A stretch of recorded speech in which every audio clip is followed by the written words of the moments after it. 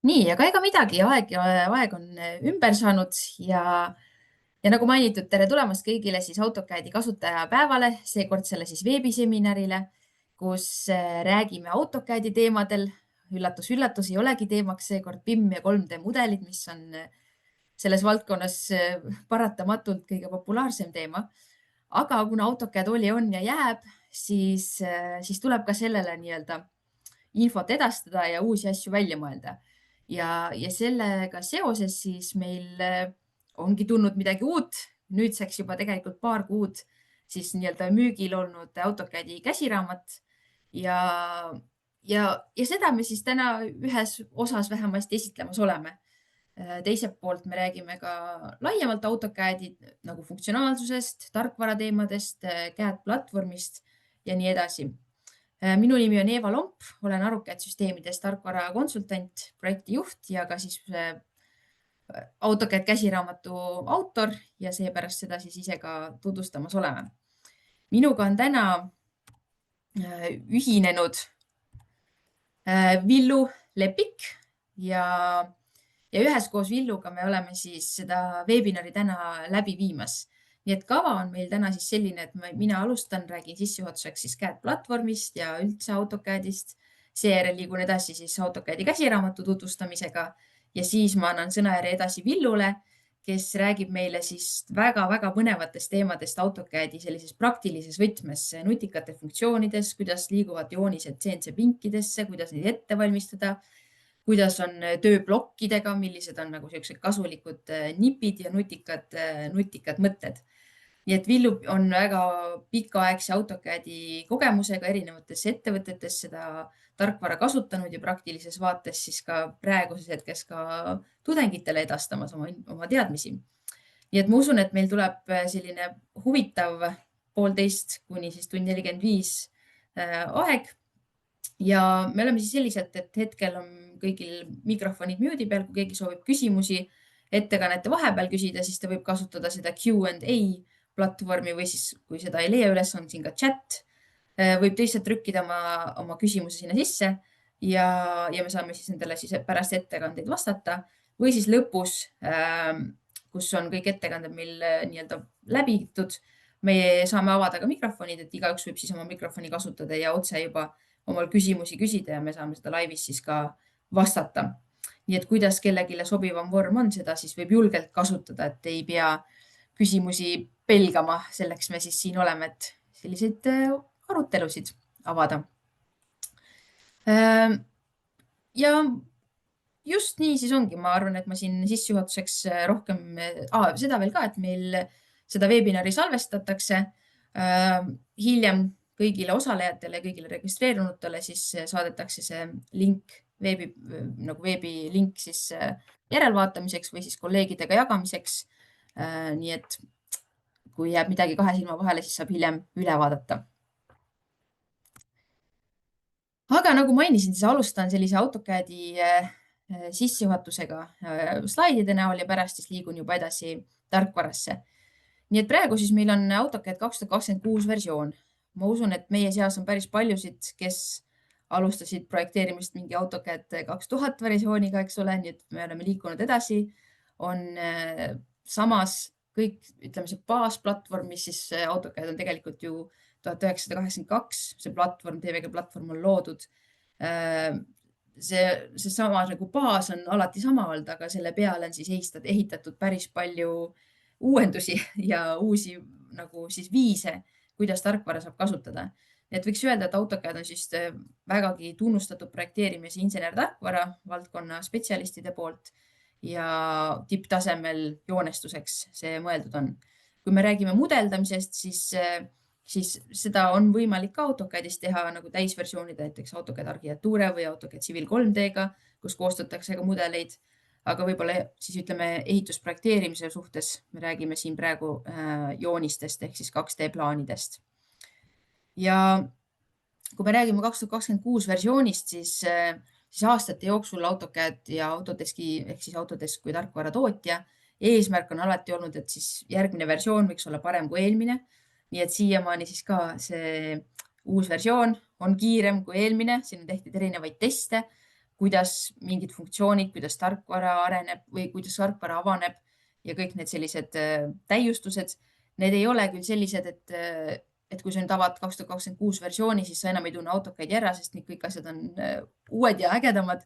Seda mitte, AutoCAD ikkagi ütleme mingi aastast 2000 võib-olla 14-15 on suht sarnase ülesehitusega, funktsioonid on samades kohtades, neid ei liigutata minema, aga lihtsalt see jõudlus või seal töö seal taga, see mootor seal taga on palju arenenud ja uuendusi toonud. Nii et AutoCAD, võiks öelda, Autodesk on siis pühendunud loomaks siis kõige tõhusamat käed tööriista turul, kui nii võib öelda, ehk siis on olemas ju erinevaid variante, kuidas joonestada tarkvarades, aga ma usun, et praegusel hetkel ei ole miskit, mis võiks saada AutoCAD-i vastu selles suhtes, millised on tema võimalused, kuidas sellega koostööd on võimalik teha ja milline on kasutajakogemus sellele tarkvarale. Ja sellega suhtes ma liigun edasi sellise nii-öelda populaarse või valdkonna poole, milleks on AI ja ka Autodesk on oma ressursse nii-öelda siis suunamas rohkem ja rohkem Autodeski AI poole ja ma näitan siis ka mõndasid funktsioone või asju, mis on AutoCAD-i sees tänu siis tehisintellektile või kuidas AutoCAD kasutab tehisintellekti siis aru.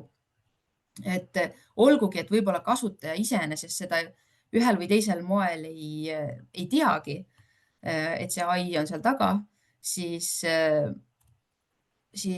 AutoCAD ei ole ilma jäänud nii-öelda nendest täiustustest, millega AI võimaldab joonestada, võimaldab projekteerida, võimaldab tarkvara kasutada. Ma võib-olla ei räägi siin praegu sellest, kui me kasutame AutoCAD-i täiesti baastasemel, et ma tõmban jooni ja panen 2 mõõtu peale või vaatan mahtusid, eks ole.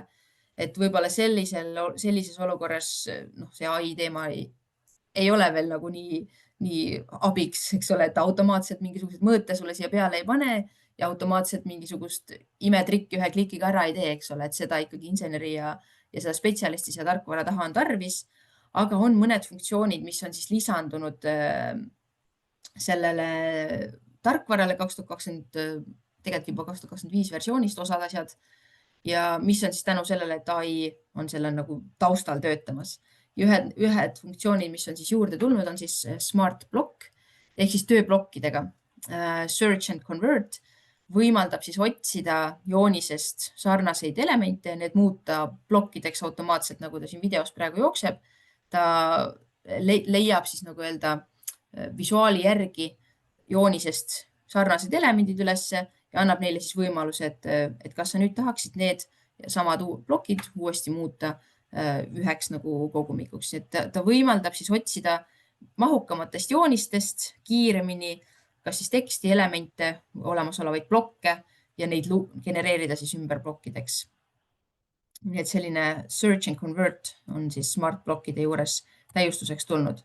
See on küll funktsiooniks ainult täisversiooni AutoCAD-il, kes meist paljud ilmselt kasutavad AutoCAD LT-d, kuna see on selline light versioon, mis võimaldab ka suurepäraselt kõik asjad ära teha, ta lihtsalt on 2D mõõtmetes, eks ole, siis neid asju, mis ma praegu siin näitan, nagu siin slaidilt ka näete, need on kaasatud siis 2026 täisversiooniga.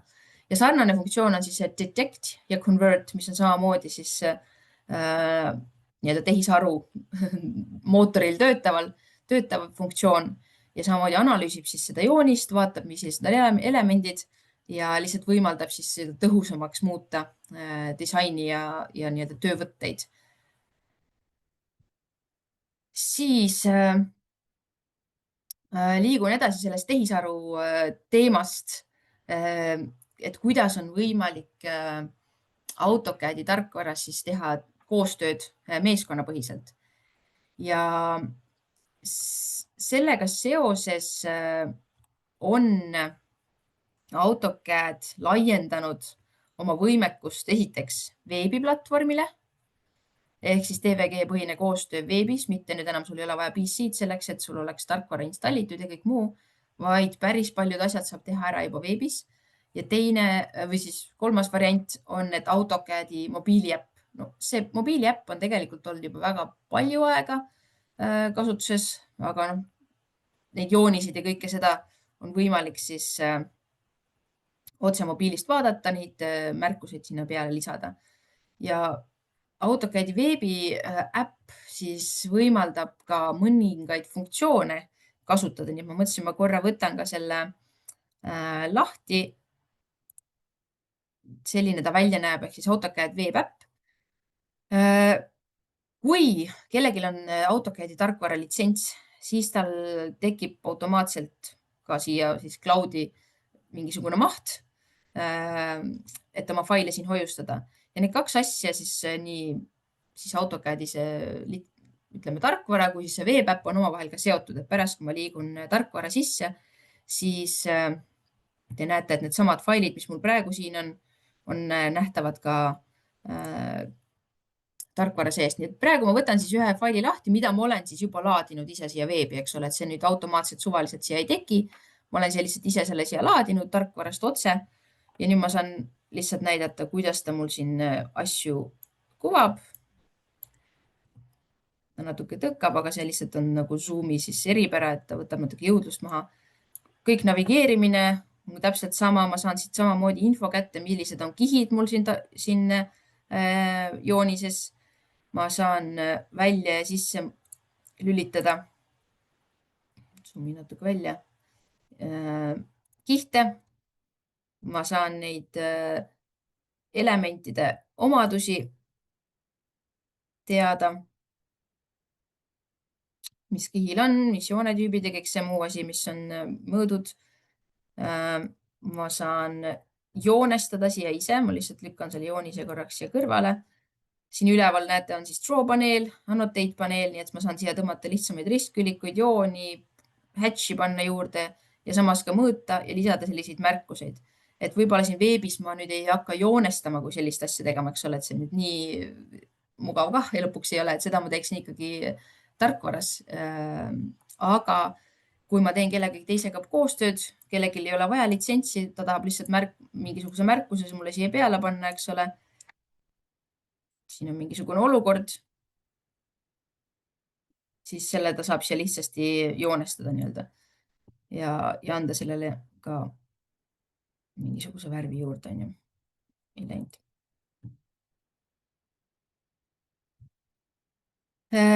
Siin on ka samamoodi plokid sees ja kõik selline nagu, ütleme, põhifunktsionaalsus on tegelikult siin veebibrauseris kättesaadav kõik. Nii et see on selline lisavõimalus, siis ütleks, AutoCAD-i kasutajale, et pääseda ligi oma joonistele. Liigun tagasi siia.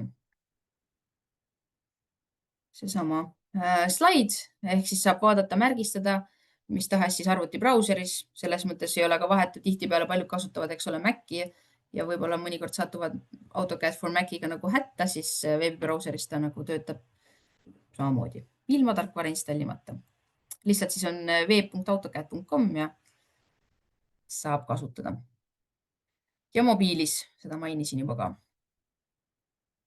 Ja liigun sellest asjast nüüd edasi, kui ma juba koostööni jõudsin, et veebibrauseris AutoCADis saab kasutada, siis ma tahaksin tutvustada juurde siia veel ka platvormi nimega Autodesk Docs. Ehk et ma üldsegi, mu eesmärk ei ole liikuda AutoCADi teemadest eemale, aga samas see on selline platvorm, mis võimaldab tuua siis kokku meeskondasid, ehk siis see on siis failihaldusplatvorm ja see on ühilduv siis AutoCADiga. Et kui me räägime AutoCADi tööst meeskonnas, siis kuskil need failid ju peavad olema hoiustatud ja see on üks variant, mida kasutada, kui kasutatakse Autodeski tarkvarasid. Ehk et selle uue versiooniga siis on tulnud ka AutoCADi ja Autodesk Docsi, siis selle dokumendihaldussüsteemi vahele täiustusi, mis siis võimaldavad ka meeskondade vahelisi tööviise natuke efektiivsemaks muuta. Ja natukene nendest siis vaatan, et põhilised asjad, miks Docsi kasutatakse, ongi siis just koostöö meeskondade vahel, kus siis failid liiguvad ühest kohast, ühest ettevõttest teise, võib-olla ühest, ma ei tea, arhitektilt konstruktorile või arhitektide meeskonna vahel, eks ole, või mis iganes projektidega tegemist on, võib-olla ka teedeprojektid olla, eks ole. Siis sellised märkuste tööriistad ja märkuste siis importimine AutoCADist Docsi on siis ütleme täiustatud ja on siis see tööriist olemas. Nüüd see siin, mis videos on näha, see ongi siis Autodeski Doksi platvorm ja see asub siis veebibrauseris, see ei ole midagi, mida alla laetakse, see on siis failihaldus ja seal on võimalik avada erinevas faili formaadis faile, olgu nad siis kas DVG-d või PDF-id või sinna võib üles laadida ka Wordi faile ja nii edasi. Et see natuke laiem mastaap, aga kui me praegu räägime siis sellisest nagu märkuste importimisest, et kui keegi teeb AutoCAD-i sees mingisugused täiustused, mingisugused märkused, siis need on võimalik nüüd importida siis ka Doksi, et teistel meeskonna liikmetel oleks see ülevaade olemas. Liigub edasi selle märkuste teemaga. Ehk siis on võimalik koguda ja jagada tagasisidet otsejooniste kohta ja kasutada siis selliseid märgistustööriistu ja need on siis kättesaadavad nüüd ka siis selles veebiversioonis. Lihtsalt võib-olla lisainfoks. Ma kõiki siin videosid nendest selle Doksi kohta jagub rohkem, ma kõiki võib-olla pikalt ei hakkagi läbi näitama, sest see võtab ka parajalt aega, kui kellelgi on võib-olla sügavam huvi selle vastu, et kuidas ja mis, siis võib ka eraldi ühendust võtta ja saame selles teemas nagu rohkem detailsemalt konsulteerida. Aga see lõpp-point on ikkagi selles, et kogu see dokumentatsiooniprojekt, see asub ühes kohas, sellel on ühilduvus siis Autodeski või AutoCAD-i tarkvaraga, see projekti nagu kaustade süsteem ja kõik see on üles ehitatud vastavalt siis ettevõtte loogikale, aga samas ka vastavalt projekti loogikale. Ja kõik need on kättesaadavad ka siis nii-öelda selles PC nagu kaustade süsteemides, et tal on siis ka see nii-öelda ühilduvus sellega olemas. Ja siis üks huvitav osa, mis selle asja nagu koostöö juures siis on juurde tulnud, on siis see Activity Insights.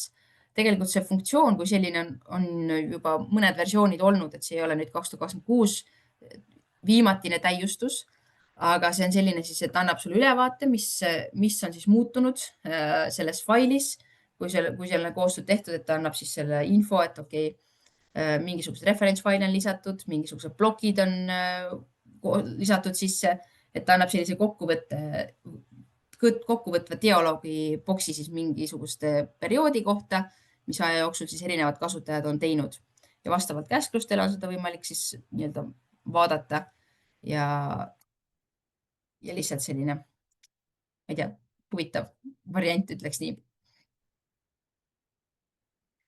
Siis, kes veel ei tea, aga ma usun, et ikkagi paljud teavad, kes on juba ka AutoCAD-i pikemalt kasutanud ja on rohkem sellega kursis, siis on olemas selline asi nagu Autolisp. Ehk siis on võimalik kasutada AutoCAD-i sees väga-väga palju, ma ei tea, tuhandeid varem kirjutatud programme, mis on loodud siis AutoCAD-i põhisteks kasutamiseks, ehk siis on võimalik luua endal tarkvara sisse lisafunktsionaalsust ja seda toetab ka AutoCAD LT osasid siis Lispe. Ja loomulikult siis API-d ehk et AutoCAD-i peale on ehitatud ju väga palju erinevaid plugineid, et lihtsustada tööd, et teha funktsioone, mida nii-öelda by default või siis vaikimisi tarkvara ei oma, siis osad on nendest tasulised, osad on tasuta variandid. Nii et ma väga-väga soovitan uurida, millised API-d, millised sellised äpid lihtsustaksid teie enda tööd selleks, et AutoCAD-is kiiremini ja lihtsamini teatud töövõtteid kasutada. Et need on võimalik siis alla laadida erinevatest veebikeskkondadest. Aga nagu lubatud, siis ma ei jää lõpuni rääkima AutoCAD-i nii-öelda taustast ja sellisest funktsionaalsusest, vaid teine pool minu ettekandest saab siis olema AutoCAD käsiraamatust. Nii et siin on mul pandud siis kuvatõmmis selline see kaas käsiraamatul välja näeb, see on täitsa olemasolev raamat, väljaanne trükis, et ei ole ta veebis ega e-raamatuna kättesaadav, vaid siis ütleme, eelmise aasta juunist hakkasin seda kirjutama ja selle aasta märtsis ta meil trükivalgust nägi ja nüüdseks on ta siis juba mõned kuud müügis olnud ja AutoCAD-i siis käsiraamatu tellimine on võimalik läbi meie enda kodulehe ja www.arukad.ee ja siin ma panin seal lingi siia juurde, käsiraamatu tellimine. Ja täna ma siis hea meelega tutvustan natuke lähemalt, näitan seespoolt, mis harjutusi seal nii-öelda õpitakse tegema, kuidas käsiraamat on üles ehitatud ja mida selle, miks keegi võiks seda üldse kasutada. Et loomulikult ütleme nii, funktsioonide mõttes mõnel inimesel, kes tunneb juba tarkvara, teab juba, mida ta otsib tarkvarades, kuidas mõni funktsioon töötab, siis palju informatsiooni leiab YouTube'ist, leiab internetiavarustest. Võib-olla selle miinus lihtsalt ongi, et need on siis kõik välismaa keeles, üldiselt ingliskeelsed materjalid ja praegu siis puudus selline kaasaegne, et mingid aastad tagasi on kunagi olnud sihuke AutoCAD-i käsiraamat üsna paks ja palju informatsiooni. Nüüd siis see raamat, mis ma olen kirjutanud, on 160 lehekülge ja katab siis ütleks ikkagi kõiki baasteadmisi piisava detailsusega. Et see eesmärk ei olnud, et tekitada sellist tohutu paksu nagu trükist, kust on keeruline infot leida, aga samas, kus on väga palju infot, vaid et see nii-öelda esimene samm oleks siis lihtne inimesel, kes võib-olla väga hästi veel tarkvara ei tunne, aga samas juba midagi teab, mida seal teha saab.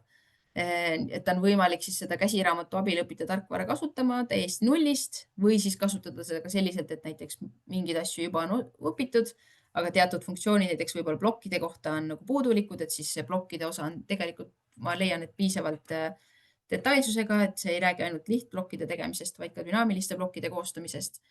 Ja võib-olla seda siis kas ühte osa sellest käsiraamatust siis kasutada põhjalikumalt.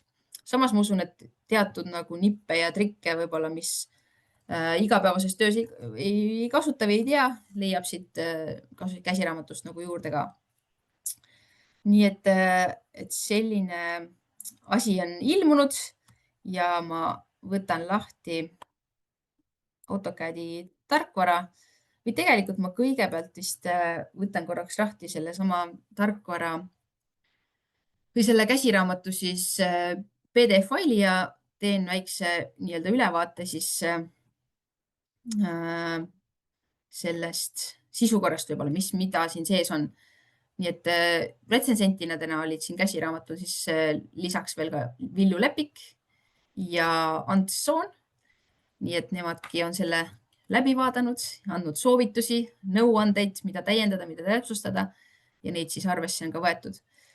Et see ülesehitus selle käsiraamatul on siis selline, et ma alustan suht selliste põhiliste teadmistega, me räägime AutoCAD-i faili formaatidest, sest neid on mitmeid, mis on DXF, mis on DVG, mis on DVS, eks ole, et üldse orienteeruda nendes formaatides, mis on salvestusformaadid ja seejärel ma liigun edasi nagu tööalade ja selle seadistusega. Et paljud asjad, kui sa tarkvara avad esimest korda, võib-olla ei ole nii loogilised, ei saa aru, mis ja kuidas, eks ole, siis mul on kõik siin selles mõttes kuvatõmmistena lahti seletatud, kuidas teha mingeid seadistusi, kuidas hiireklahvi alla panna näiteks escape või ma ei tea, kuidas klaviatuuri peal, mis vahe on escape, mis vahe on enter, millal space'i vajutada ja kõik siuksed, ütleme, põhiteadmised, lisaks kinnispunktid, mis on ehk siis snapi punktid, eks ole. Räägime lahti, kuidas neid sisse lülitada, millised on head, millised võib-olla nii väga head ei ole mõnikord. Et teada saada, kuidas joonis navigeerida ja kuidas siis elemente selekteerida. Kõik siuksed baasasjad, et kui sa esimest korda tarkvara võtad lahti, siis sa saad aru, et okei, mul on vaja nendest aru saada, sest muidu ma tarkvaras nagu liikuda üldse ei suuda.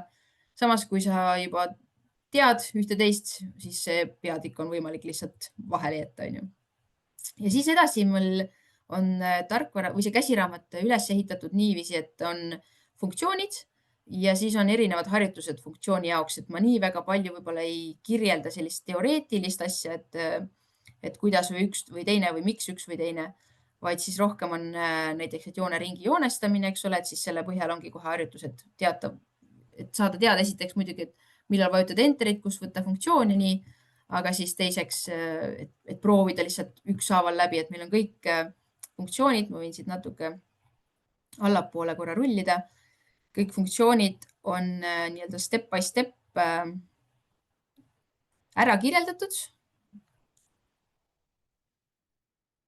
Et ei ole nagu sihukest tekstipõhist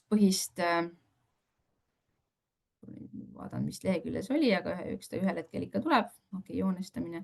Ühesõnaga sellised on nendes harjutus 1, siis on punkt 1, sisesta funktsioon, punkt 2, liigu siis tööalale ja ühesõnaga samm-sammulised juhised on kõikide funktsioonide kohta ja lisaks on siis kõikide nagu sammude kohta, mis piisavalt vajalikud, on tehtud ka kuvatõmmised, et kuidas see siis tegelikult sul tarkvaras välja näeb, et ütleme, funktsioonide kasutamise puhul on eksimisvõimalus suht väike, kui teha nagu täpselt nii, nagu siis kirja on pandud.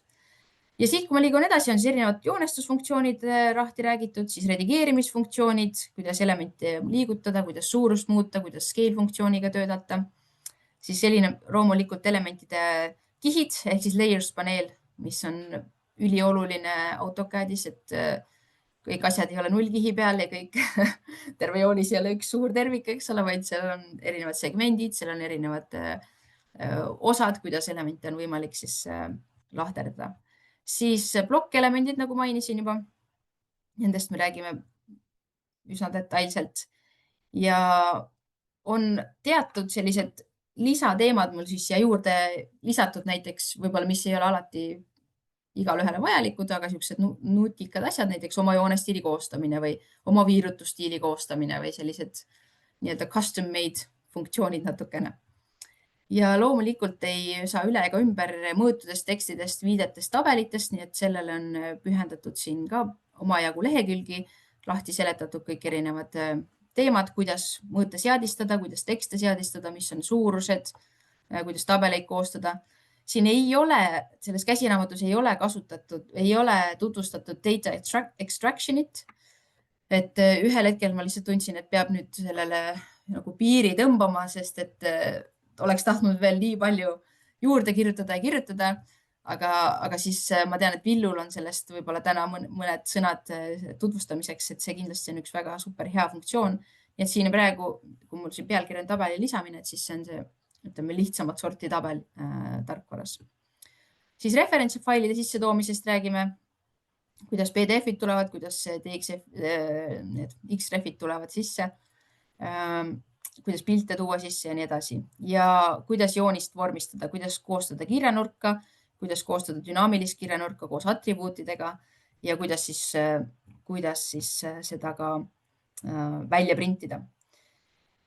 Nii et ma võtan korra lahti tarkvara, ma lihtsalt näitan mõndasid jooniseid, mida on käsiraamatus tutvustatud, et alustab täiesti nagu lihtsa nii-öelda elemendiga, et kuidas liigutada jooni üles-alla, eks ole, kuidas jooned liiguvad nurkade all, kuidas kasutada chamfer funktsiooni, kuidas kasutada fillet funktsiooni selleks, et maha lõigata siis need nurgad näiteks, eks ole, et tutvustan lihtsalt siinsama ka. Näiteks määrata siia nurgad, kraadid, kuidas keegi soovib, eks ole. Kõik sellised käsklused on sinna sisse toodud. Chamfer ehk siis lõige, mitte siis kaar, eks ole. Ehk siis kui kaks külge, üks on 20 ja 40, siis see, mida sa esimesena klikid, sellele tuleb 20 millimeetrit ja mida teisena klikid, sellele ära lõigatav vahe tuleb siis 40, eks ole. Kõik sellised funktsioonid on lahti kirjeldatud. Kuidas kasutada offset'i ehk siis selline paralleellüke, mis on erinevates olukordades väga hea ja nagu hästi kasutatav funktsioon. Siis meil on päris palju teemasid seoses hatchidega ja mõtlesin, ma siin näitan ka ühte nagu hatchi teemat, mis käsiraamatus on lahti kirjeldatud. Hatchid tulevad siis samast home menüüst ja võtan siit omale siis ühe näiteks sellesama kivimüüritise, eks ole. Ja on siis selgitatud seda varianti, et kes võib-olla mõned teavad, mõned ei tea, eks ole, et kuidas siis määrata, millises hetkes hakkab see müüritise kivi liikuma. Ehk siis siin on set origin, ja siin on lisavalikud, eks ole, et kas sa määratled selle kivimüürituse näiteks siit alt vasakult, alt paremalt, ülevalt või üldse keskelt ja see vahe siis ongi lihtsalt, teen siia 2 tükki praegu. Vahe siis ongi lihtsalt selles, et kuhu kohta tuleb täiskivi ja kuhu kohta tuleb siis lõigatud kivi. Et siin, kui ma määrasin selle origin'i siis vasakule alla nurka, siis see vasakpoolne kivi ei ole lõigatud. Kui ma siin määrasin, et see keskpunkt sellel hatch'il selle konkreetse kontuuri suhtes, eks ole, on siin keskel, siis ta lihtsalt võtabki, et baaspunkt on siin keskel ja lõikab need nurgad nii nagu tahad. Aga kui sa nüüd selliseid nii-öelda nippe ei tea, siis ma kujutan ette, et päris keeruline on seda täiskivi siia nagu saada, kui välja ei mõtle, et kuidas moodi seda nagu paika sättida. No lisaks on siin palju teemasid seletatud, mitte palju, aga iga juures, kus on oluline seletatud seda, et mida tähendab hatch'i juures scale, mida tähendab joone tüübi juures scale ja jah, või ongi, et viirutuste juures siis, eks ole, või siis joone tüübil. Ehk et see üks, mis mul praegu siin on, et mis siis juhtub, kui ma panen siia 10, eks ole, noh, eriti nagu ei ole näha. No kui ma panen siia 0.5, et siis mul on selline viirutus, et need asjad on siin ka lahti selgitatud, et kuidas, mis on see erinevus ja tihtipeale need teemad tulevad ka joonetüüpide juures, et kui me koostame oma joonetüüpi või kasutame olemasolevaid joonetüüpe, näiteks kas siis punktiiri või seda siksakki või mida iganes, eks ole, siis tihtipeale tundub, et siin ei ole mingit punktiiri, et see on mul pidev joon, eks ole, aga võib-olla sul ongi see probleem siis selles, et su joonetüübi scale on lihtsalt liiga tihe, et ei ole selles suuruses ja mastaabis joonise puhul see nähtav. Siis me räägime seal erinevates variantides, kuidas koostada array'sid. On tutvustatud siis rectangular array'd funktsioonide näol, kuidas koostada seda, kuidas elemente siin sees vahetada, mille jaoks see üldse hea on. Siis kuidas koostada polar array'd ehk et siin on selline element tehtud, see on ka seal harjutuses sees, kuidas ringilist elementi siis panna üksteise mingi sammuga korduma, on ju. Ja kolmas variant on siis path array ehk siis ma ei tea, kui sul jookseb kuskil mingisugune aed või raudtee või mingisugune looklev element, siis et mööda seda konkreetset pidevat kontuuri on võimalik panna siis korduma sulle meeldiv element. Noh, siin ma lihtsalt olengi siis konkreetses näites teinud sellise kaare, mille peale siis peaksid ringid hakkama tulema, et need ei ole mul ükshaaval joonestatud ringid, nagu te näete siin, eks ole, vaid selle asja nimi ongi siis array ehk siis niisuguste elementide kogumik ja selle funktsioon on siis path array. Need tulevad siitsamast modify paneeli pealt, rectangular path ja polar array. Nii et kõik sellised asjad on käsiraamatus tutvustatud, kuidas samm-sammult siis neid funktsioone kasutada. Siis ma liigun edasi sellise harjutuse peale, harjutus 10. Et ütleme, ühel hetkel mul läksid nagu käsiraamatus harjutused 1, 2, 3 ja siis, kui me jõudsime 10. peale, siis see 10. harjutus jäi nagu pidama selles mõttes, et siis tekkis selline joonis, kes siis alustab alguses käsiraamatu kasutamist, ma mõtlen, tekib selline joonis ja siis me hakkasime siia, käsiraamat siis juhendab, kuidas panna sellele joonisele peale mõõte, kuidas panna sellele peale tekste, kuidas, mis me siin veel panime, kuidas annotatiivseid mõõte kasutada, kuidas annotatiivseid tekste kasutada. Ja siis selles mõttes sellest nagu edasi enam sammud ei läinud, et siis see nagu baas, siis joonis sai valmis ja nüüd me siis nagu hakkasime seda täiendama ja lisama siia juurde. Mainisin, et tegeleme ka siis tabelitega ja mul on siis siia vähemasti selles käsiraamatus, siis me teeme sellise lihtsa tabeli ja siin näitab siis seda, kuidas numbriliselt. Kui ma enne siia topeltkliki tegin, siis mul jooksis arvuti kokku, seepärast ma ei tahaks tegelikult praegu seda uuesti teha. Ühesõnaga, siin on valemitega siis määratud, kuidas, kui siin on mingisugused numbrilised väärtused, et AutoCAD-i tabeli sees on tegelikult võimalik kasutada siis Exceli funktsionaalsust mingis mastaabis, eks ole, on võimalik siis summeerida, korrutada, lahtreid omavahel korrutada, liita, lahutada, lihtsalt tavalisi numbreid ja nagu te näete siin lihtsalt sellised, ütleme, Exceli põhised lahtrite ühendamised, kõik see on siin siis ka võimalik ja lihtsalt siis tekstitöötlus mingis mõttes, et kuidas need tekstid asuvad selles tabelis ja nii edasi. Et see on kõik AutoCAD-i sees ka olemas. Siis siin see diivan näiteks, mis selles toas nii-öelda on siin, siis see tegelikult on meil selles käsiraamatus tehtud samm-sammuliselt, see on Softtrendi tootja lehelt alla laetud siis fail. Ja see fail on toodud siis Xrefina AutoCAD-i sisse ja sellest siis on välja konvertitud siis see konkreetne diivan, mis siis siia tuppa oli vajalik. Et need samm-sammulised juhendid on seal käsiraamatus ka sees. Viited, mõõdud, siis mis vahe on see, kui sa teed annotatiivsed mõõdud või tavalised mõõdud, eks ole. Et siin mõned mõõdud me tegime annotatiivsed, üks 50-le, üks 100-le. Sellepärast on see ka erinevus suuruses, et mis on üks 50 mõõdule silmale nähtav, mis üks 100-le silmaga nähtav, siis modelis nad on erinevad ja kui me hakkame printima ja paneme talle peale ka mõõtkava, siis need mõõdud on, või see tekst siis või mõõt, vahet ei ole, kumb see parasjagu on ikkagist õiges suuruses. Nagu näete, siis jah, siin ümber on ka tavalised mõõdud, nii et neid, kuidas siis mõõte seadistada, kuidas neid peale panna. Need juhendid on kõik siin olemas, et siin on siis mõõdud, modify ja kõik see info, et milliseid linnukesi, milliseid sakke siin täiendama peaks, mida muutma peaks. Need on siin kõik siis juhendatud selleks, et välja tuleks õiges suuruses joonis.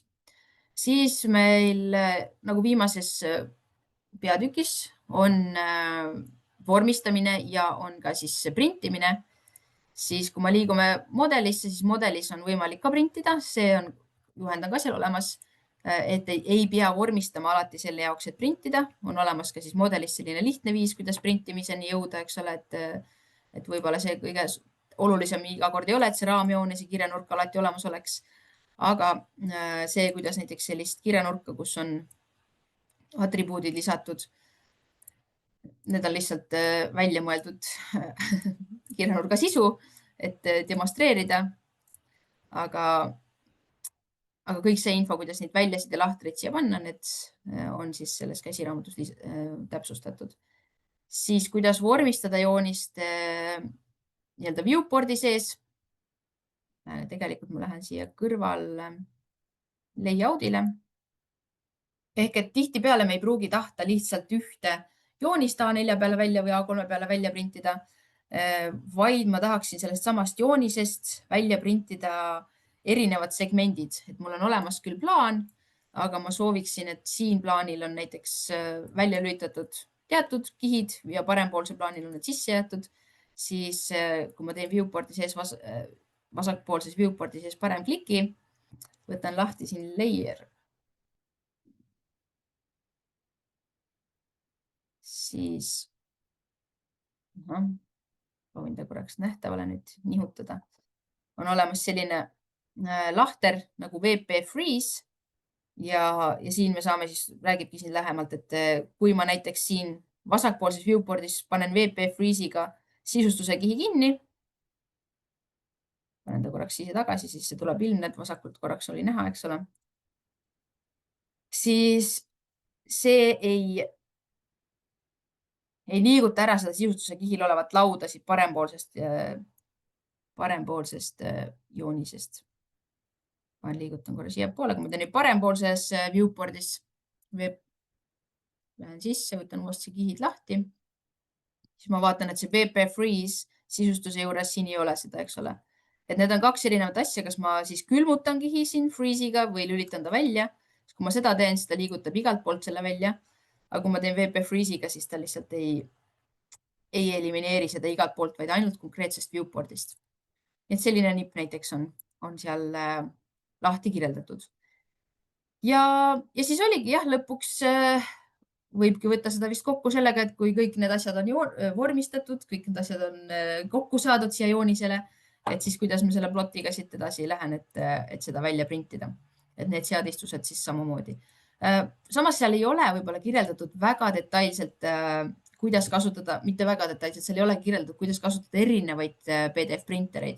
et meil on kirjeldatud siis seda, kui sul on kasutusel DVGet või PDF BCP3 printer, aga näiteks mul endal on ka siin Bluebeami PDF printer, millega tuleb ka päris ägedaid võimalusi juurde ja erinevaid asju, nii et selles osas meil on nagu see käsiraamatus on niisugune basic teadmised selleks, et saada PDF-i kätte ja millised on paberistiilid, kuidas ise seda luua ja nii edasi. Nii, vot sellised lood. Liigun tarkvara seest nüüd välja, kuna mu kellaaeg näitab, et ma olengi päris hästi jõudnud infoga sinna, et anda üsna pea sõnajärg edasi Villule, siis kui kellelgi on küsimusi või midagi, siis võib neid jälle kirja panna, et ma pärast ettekannet saan ka mõnele vastata. Kui sul nendest teemadest, mis võib-olla ma praegu rääkisin või on juba varem töövoogudest tulnud küsimusi, siis on võimalik läbida loomulikult ka koolitused, mida siis Arukäed pakub ka erinevatele tasemetele. On olemas siis algkoolitus, baaskoolitus, jätkukoolitus ja siis on selline komplekskoolitus, mis sisaldab neid kõiki. Et see, et meil on olemas käsiraamat, ei pruugi nüüd tähendada seda, et üldsegist ei oleks vaja enam koolitusele tulla. Vastupidi, et võib-olla see käsiraamat saab olema siis täiendav materjal selleks, kui sa oled juba koolituse läbinud. Aga samas, kui sa oled juba koolituse läbinud ja veel käsiraamatut ei ole, siis see on hea nipp, kuidas võib-olla teatud funktsioone meelde tuletada, vaadata üle ja uurida uuesti. Nii et kellele mida, eks ole, kellele käsiraamat, kellele koolitus, kellele mõlemad. Nii et võib jälgida meie koolituskalendrit. AutoCAD-i koolitused seal täitsa olemas on, kui on huvi selle vastu. Nii, ma vaatan korraks üle, kas on meil tekkinud küsimusi. Hetkel veel mitte, nii et kui kellelgi on pärast Villu ettekande ajal või midagi tekivad mingid teemad, siis võib julgelt kirja panna ja saame neid siin otse ka käsitleda. Nii, sellega siis ma tänan enda poolt ja annan siis sõnajärje edasi Villule.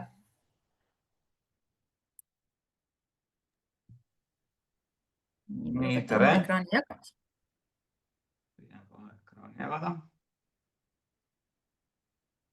Nii, nüüd sa saad vist endal panna jagamise peale.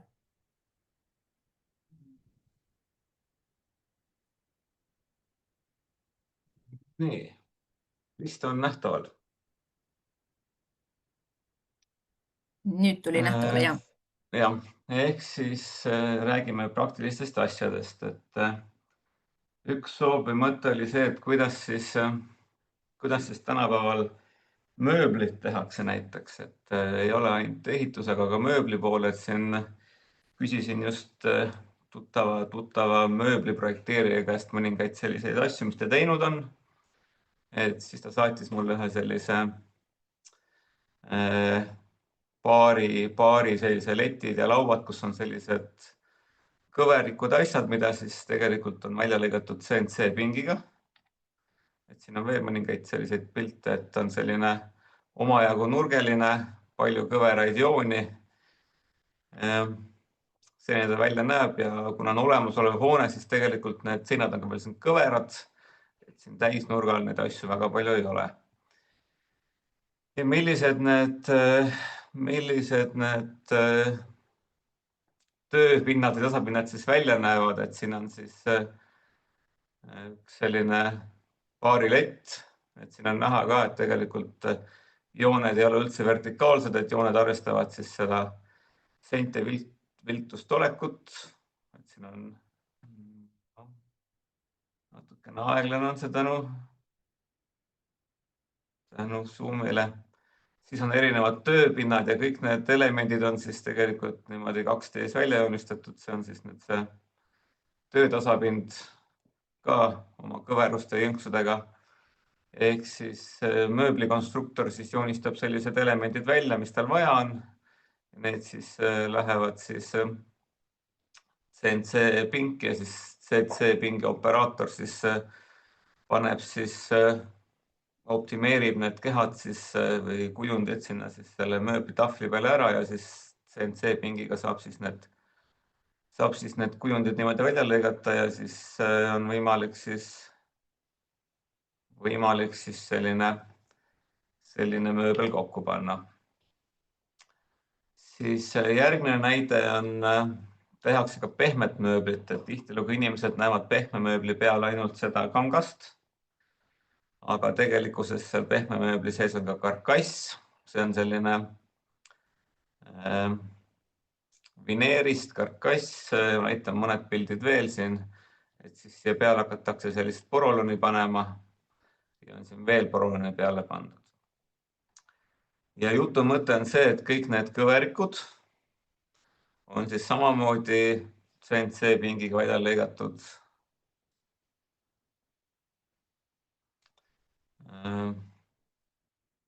Noh. Ehk siis võib-olla pildil esmapilgul kõige rohkem on näha tegelikult seda seljatoe kaart siin keskel, et kui teil on selline peene vigur, siis see peene vigur, käsitsi suht töömahukas või kuidas üldse peale kannad seda, et prindid välja ja kleebid ja siis kuidagi lõikad X aega, aga et need on siis kõik jällegi samamoodi. Need elemendid on CNC pingiga välja lõigatud ja siis saab selle mööbli kokku panna. Sama teema tegelikult on ka lisaks vineeri lõikamisele tegelikult lõigatakse ka poroloni. Ehk siis ka tegelikult poroloni lõikamiseks samamoodi tehakse sellised 2D elemendid, et siin ongi tegelikult näha siin erinevad seljad ja selg üks ka siin lõpuks ja siin on erinevaid porolone saab ka tegelikult niimoodi lisaks, kuidas ma ütlen siis, pealtvaatajale tegelikult on võimalik poroloniga niimoodi läätsekujuliselt lõigata, et istumise osa niimoodi kõrgem oleks. Ja siis võime korraks seda poroloni pinki veel vaadata, et ma näitan, et ka see element võib-olla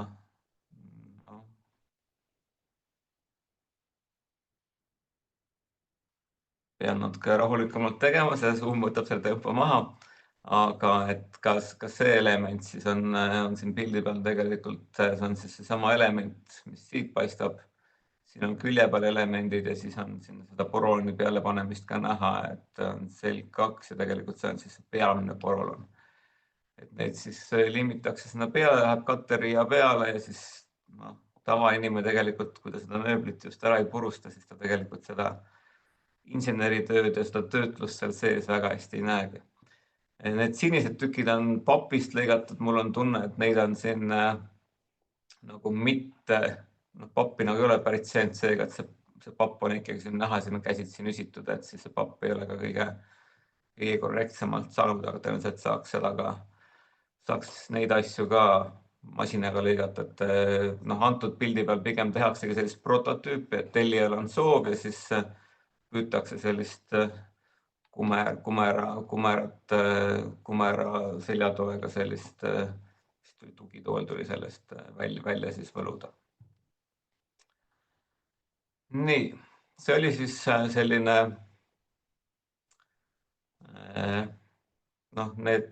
need külje peal on siis need kõrvad tegelikult ja siin on erinevad elemente, et tegelikult rääkisin ka selle ma nimetan teda ikkagi mööblikonstruktoriks, tema ütles, et see 2D nagu see mööbli puhul jah, tehakse neid 3D mudeleid ka, aga iseenesest kõik need CNC pingid tegelikult nendel on vaja ainult seda pealtvaadet, paksust ka selles mõttes, mis materjali kasutada, aga iseenesest nagu otsest saab 3D-s ka teha, aga pärast tuleb ikkagi põhimõtteliselt pingid tahavad ikkagi selliseid lihtsaid 2D asju teha, et antakse pärast sinna CNC pingile need tööjoon ette, kus kohas ta lõikama peab ja vastavalt selle joonele siis ta selle elemendi välja lõikab, et see natuke selline pingi programmeerimine, et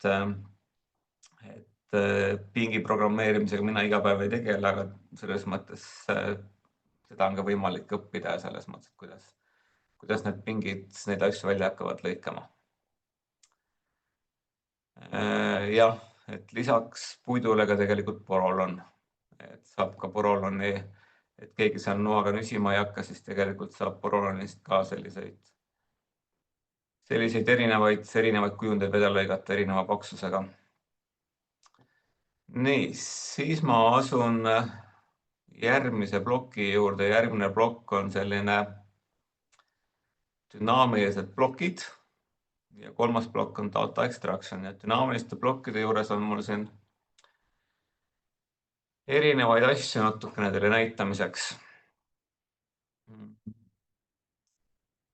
Siin on üks näidiskorteri plaan, aga näitan või kopeerin ja püüan natuke näidata ka, et kuidas nagu need dünaamilised plokid ja lahendused tegelikult võimaldavad suhteliselt kiiresti neid analoogselt, täpselt sama plaani siin ei hakka tegema, selle jaoks kulub ikka natuke aega, aga et mis need dünaamilised plokid meil võimaldavad teha. Ehk siis üks selline ploki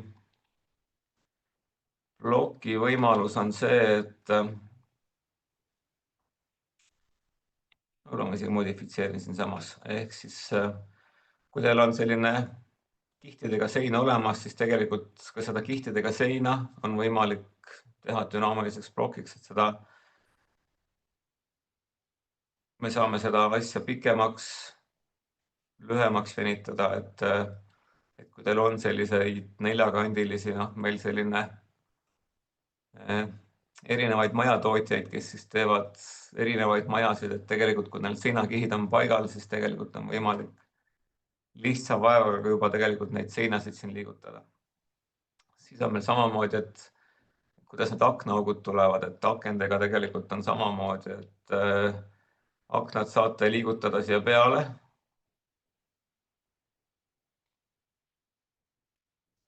Siis ta tegelikult lõikab automaatselt või pigem ta katab ära. Snapin korrektselt. Ta katab ära need alumised jooned, et tegelikult nagu midagi ära nagu ei lõika. Et see on jällegi see, et kui teil on vaja see aken ära kaotada, siis te tegelikult sellega probleeme ei ole.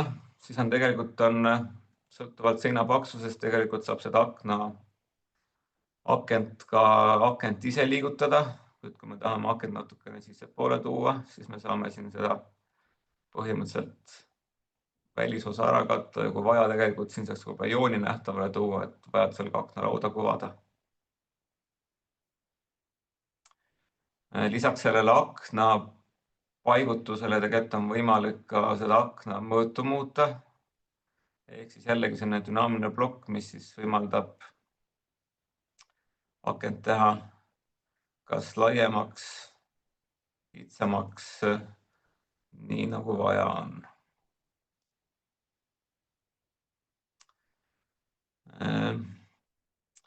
Lisaks akendele on tegelikult ka pealt näha siin nagu joonise peal ei ole midagi, aga tegelikkuses saab ka siis avasid teha ilma usteta. Ehk siis tegelikult see on üks selline avaelement, pealt näha nagu selline, näeme ainult 4 triipu, aga tegelikult siin on selline objekt on ise suurem. Ehk siis kui me selle objekti nüüd liigutame tagasi, see asukohta saab liigutada sinna, kuhu ise tahate, sinna, kuhu snapimine võimaldab. Ja tegelikult seda avasuurust on ka võimalik muuta. Ehk siis kui jällegi ta peidab tegelikult alumisi asju, ehk siis meil on võimalik teha ava suuremaks, ava väiksemaks, me tegelikkuses mitte midagi ei lõika, ehk siis meil on nagu lihtsa vaevaga võimalik seda ava liigutada, suurust muuta. Ta lihtsalt peidab need alumised mittevajalikud jooned ära ja sellised võimalused. Siis on meil ka ukse näide. Et kui on selline valmis ukseplokid, siis ustega on ka võimalusi palju selles mõttes, et uks saab olla vasakukäeline, paremakäeline. Uks võib avaneda sissepoole, väljapoole, et kui selline plokk olemas, siis te ei pea nende joontega nagu üldse vaeva nägema. Samamoodi, kui te seda ussi nüüd jällegi liigutate,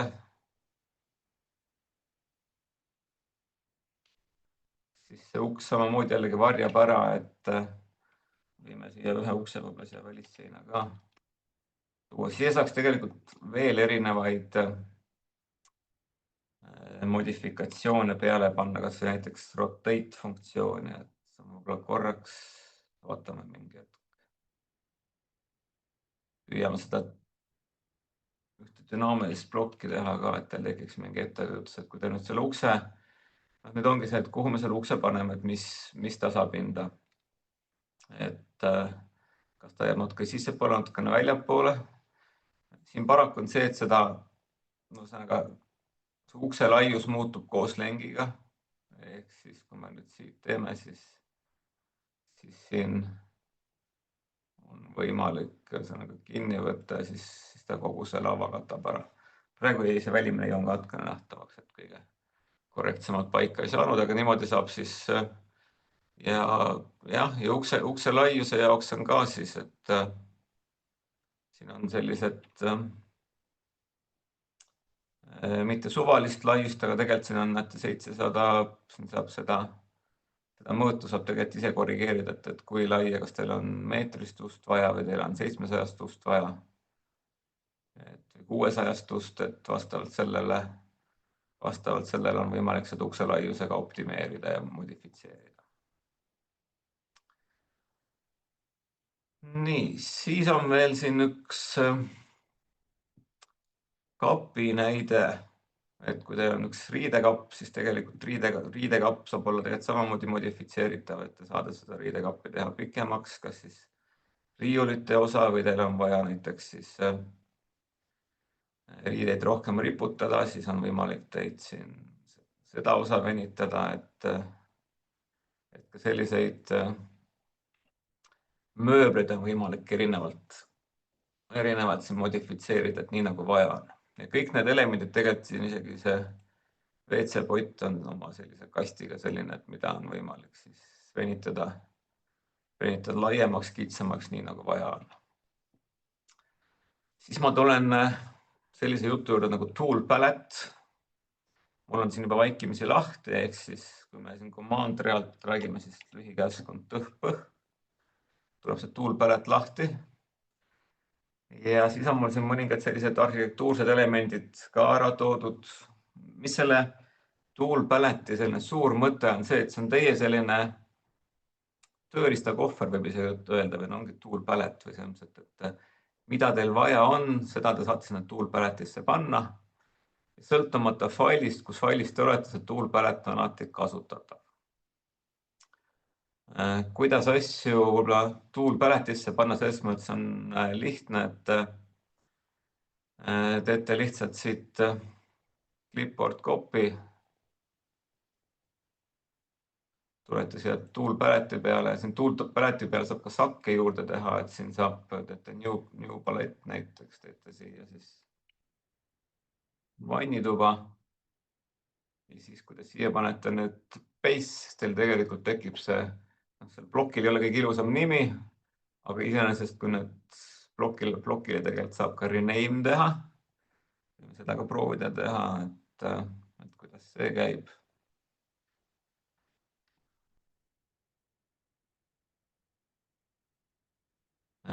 Sinna AC $92, et selle võime panna näiteks dušinurk. Mõõtusid ei tea, panen 90 × 90 näiteks. Et kõikisid plokisid saab ümber nimetada. Ta nüüd vaikimisi siin kohe selles mõttes niimoodi ta ei tee. Kustutan ära sealt.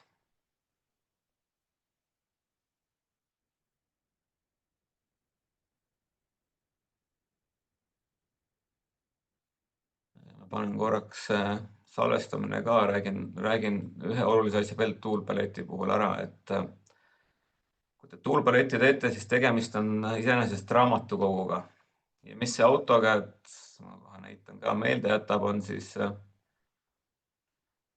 meelde jätab tegelikult selle faili ja selle, ühesõnaga, et kust kohast ta seda, ühesõnaga nüüd tuli ka see ilus dušinurga nimi ka siia, et mis teil vaja on. Mis ta endale meelde jätab, on, kui me võtame siit vist property, seal oli näha. Ehk siis, kui ühesõnaga toolpalet jätab meelde selle asukoha, kust kohast see plokk tuleb. Et kui te, murekoht on nüüd see, et kui te nüüd selle faili, kust kohast see plokk tuleb, ära kustutate, ära liigutate, siis see toolpaletil teil see asi enam ei tööta, sest temal on see source file meeles. See on kõige tähtsam asi. Ehk siis, kui te sellist tööriista paletti või kohvrit teete, siis on oluline see, et te teetegi need kindlasse faili, mis siis te teate, et ära ei kustuta, asukoht ei muutu. Et iseenesest ega kui raamatukogu teil ära kolib ja teie lähete raamatut otsima, siis te tõenäoliselt sealt seda ei leia. Ehk siis raamatukogu peab olema kindla koha peal, kindla, noh, ei pea kindlasti C-ketta peal olema, aga just nimelt minul on üldse pilves ehk siis konkreetne koht ja leiate neid asju üles. Ja siis, kui nüüd see toolpalet on siis teil ära tehtud, siis teil ei ole muud vaeva, kui tulete siia toolpaleti peale ja tõmbate selle dušinurga sinna, kuhu teil see vaja panna on. Ja te ei pea ainult nagu selles failis tegema, et ma võin siin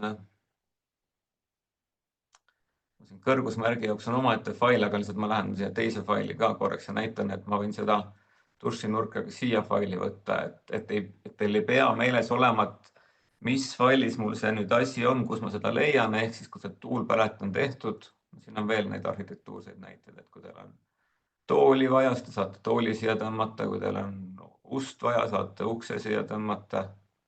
Kui teil on akent vaja, saate natuke atribuute juures veel. Kui teil on akent vaja, kui teil on voodit vaja, et mis iganes suvaline fail, teil on toolpalet olemas, te saate siin toolpaletist need asjad siia tuua. Ja noh, praegu ma rääkisin sellest arhitektuurivolust, et siis kui teil ongi nüüd vaja seda siis möbleerida, siis te saate siit mõtlema. Saate seda mööblit siia panna. Siin jah, siin nende plokkide puhul peab mõtlema, et kus need baaspunktid on, et kus ta kinni võtab, et teatud juhtudel võib-olla see snappimine kõige parem ei olegi, aga saab need asjad niimoodi siis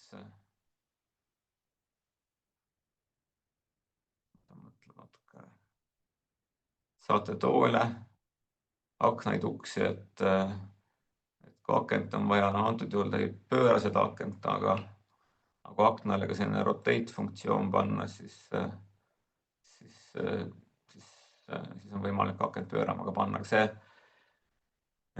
jah, dünaamiliste plokkide tegemine, see eeldab võib-olla natukene, me ühte plokki proovime teha võib-olla ka, aga see eeldab natukene põhjalikumat koolitust või tegelikult on hästi palju asju on ka YouTube'i keskkonnas olemas. Võib-olla nüüd selle arhitektuuri poolega ühesõnaga rohkem ei räägigi, et kui on vaja suhteliselt kiiresti tüüpseid asju teha, siis tegelikkuses raamatukogust võtta, joonisele panna ja kasutada võiks olla nagu suhteliselt selline hõlbuskiire võimalus. Et lisaks võib-olla ma näitan see asja veel ära, et tegelikult saavad ka sein saab olla selline dünaamiline plokk, et ei pea seina tegema joonega. Teil seinas võib olla, kuidas ma ütlen, erinevad kihid, siin võib ka soojustus sees olla, et saate samamoodi plokiga niimoodi seina joonistada, et siis no ühesõnaga, et antud joonisel praktiliselt sellist asja nagu laini põhimõtteliselt ei olegi, et siin on kõik valdavalt on tegelikult nende plokkidest kokku pandud asi. Et siin joone tõmbamist klassikalises mõistes ei ole. Siis on järgmine võib-olla selline omapärane asi, mida inimesed tihtilugu ei tea, et tegelikult kui nüüd plokkidega kursis olla, siis tegelikult on võimalik ka erinevaid kõrgusmärke panna. Mul on siin üks kõrgusmärk ära pandud, ma selle sodi kustutame ära.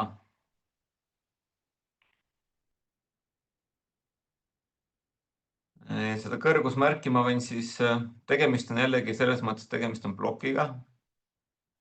kohe räägin seda ploki sisu ka, aga ühesõnaga siia saab nüüd kõrgusmärke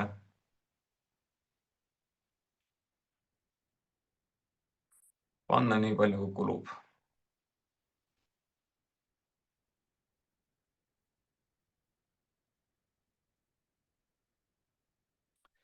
Nii, vaikimisi kõik on nullid, siis tegelikult AutoCAD tahab natukene arvutada, ehk kui me trükime regen või regenol, siis tegelikult ilmuvad need kõrgusmärgid ka siia. Sest ütleme, et vaikimisi AutoCADis sellist asja nagu kõrgusmärk või selline asja tegelikult ei ole olemas.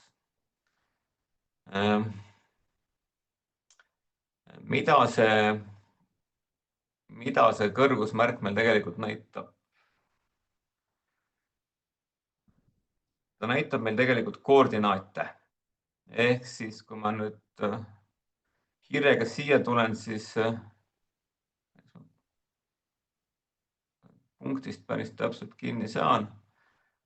Aga siin all näete, ma ei tea, allapoole tulla, siin koordinaatmudeli kõrval siin all servas on tegelikult näha ka, et 2600 on üks koordinaat, ehk see on 2,6 meetrit. See on siis siin all. Ehk siin on nüüd 5250, siin on väike tehe tehtud, et hakkab näitama 5,25.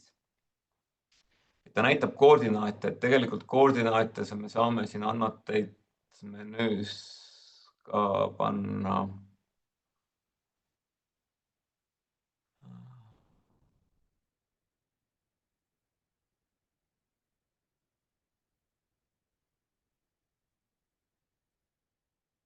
No ei leiagi kohe.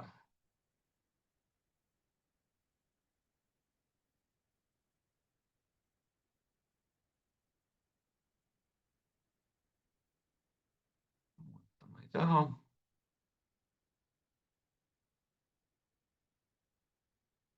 Siit tulevad, jah.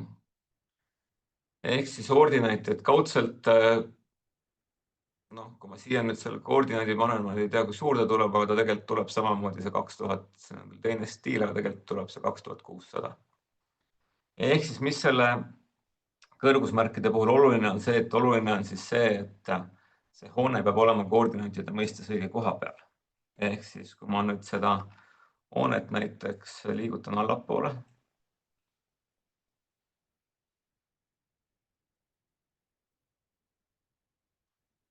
kakssada allapoole, trükin regen all, siis tegelikult need koordinaadid ta arvutab uuesti, sest meil see asi nüüd liikus 200 millimeetrit allapoole, aga siis tuleb kokku leppida, kus on 0. Nii, siis on meil järgmine teema on, kui nüüd arhitektuuriga ühel pool, siis saab natukene veel dünaamilisi blokke ja puidukinniteid, et siin kinniteid ma mõningad panin siia ka, aga mida need kinnitid võimaldavad teha, et kui me nüüd ühe kinniti peale läheme, siis on mul võimalik tegelikult valida erinevaid vaateid. Et ma saan võtta külje pealt vaate, ma saan võtta otsa vaate, ma saan võtta pealt vaate, et samast elemendist on tegelikult tehtud 3 objekti ja siis visibility käsu abil ma saan siis tegelikult valida, et mida ma näha tahan.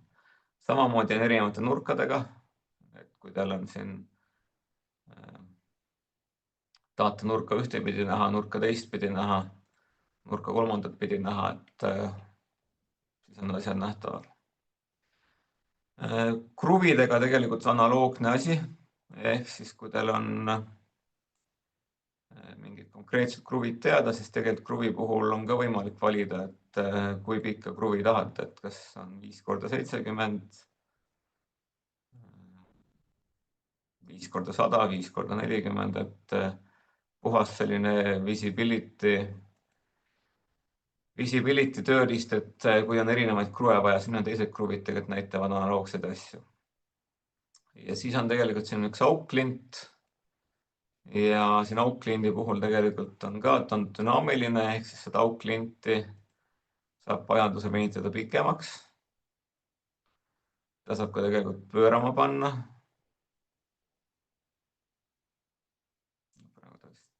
tahab mul ainult 90 kraadi pöörata, aga et see pöördefunktsioon on ka peal. Ma näitan natuke puidublokke ka ja siis saame kohe mõningaid asju siin kasutada. Ehk siis, kui teil on mingit sellist puidusõlme vaja teha, siis on võimalik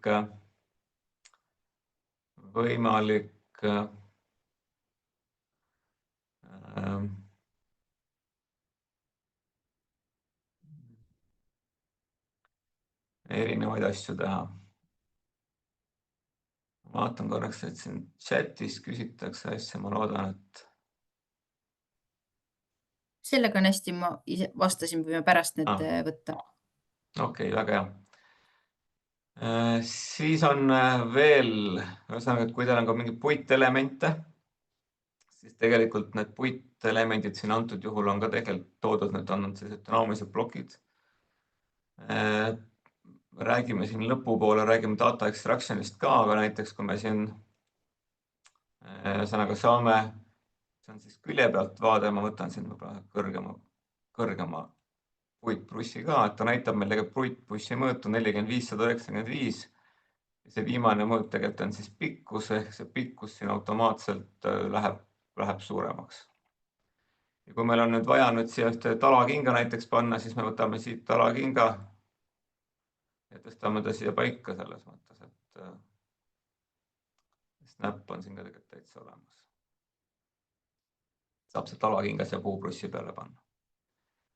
Ja puiduristlõigetega, puiduristlõikeid ma vist siia midagi panin ka juba, et kui teil on ka seda puiduristlõikeid vaja, siis tegelikult, kui teil on siin midagi olemas, siis on võimalik siit samast toolpaletist võtta üks puiduristlõige ka ja ristlõigetel praegu väga sellist midagi dünaamilist ei ole, et on tavaline plokk.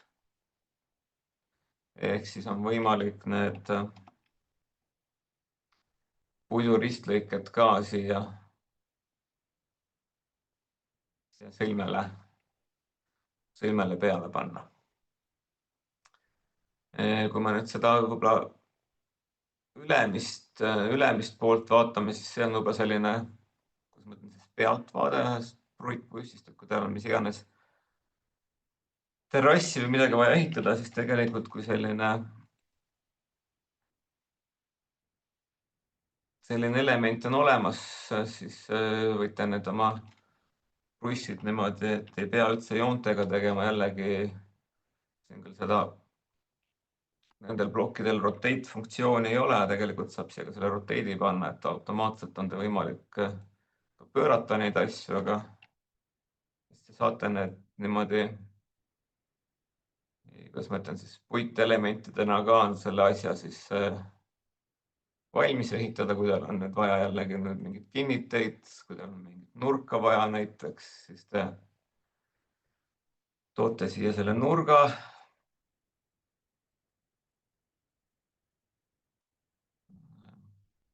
Nurgas pööramisfunktsioon vist on isegi olemas. Saate selle nurga siia pöörata. No.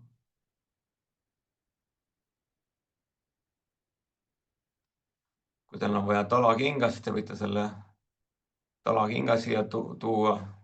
Võib-olla on praegu nagu vale vaade, aga siis te ütlete, et tahate pealtvaadet saada näiteks. Pealtvaade olemas, peate pöörama siin.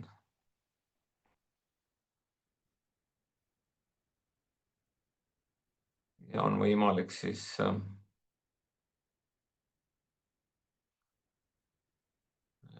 praegu snapis kehvasti, aga see saab, tõenäoliselt siin plokkidel saaks ka neid snappimispunkte korrektselt paika panna, et kust ta kinni võtab. Niimoodi on võimalik siis suhteliselt detailselt erinevaid sõlme asju lahendada, et kui me nüüd nendest puitudest räägime või siis ka need, ütleme, et ka erinevaid puiduristlõikeid tegelikult saab sisse tuua, et kui tal on mingid muud vaated, et on vaja mingit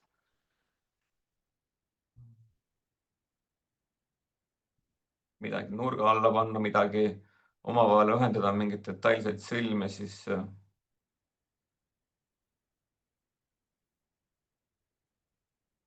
siis saab neid objekte kasutada selles mõttes, et nagu ma näitan, siis praegu me ei kasuta mitte ühtegi klassikalist joonestuskäsku, et tegelikult meil on ainult tool palette, selline move, copy, rotate, kasutame blokke.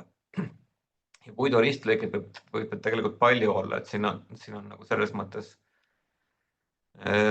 mis teil nomenklatuuris on, mida te tahate kasutada, ja need te saate samamoodi tegelikult, et kui see ristlõige teile meeldib, tahate kasutada, siis jällegi clipboard copy, tulete siia, panete siia paste ja siis on see ristlõige teil siin olemas ja siis saate siit kasutada nii palju, nagu vaja on. Et võiks olla nagu elu hästi lihtne.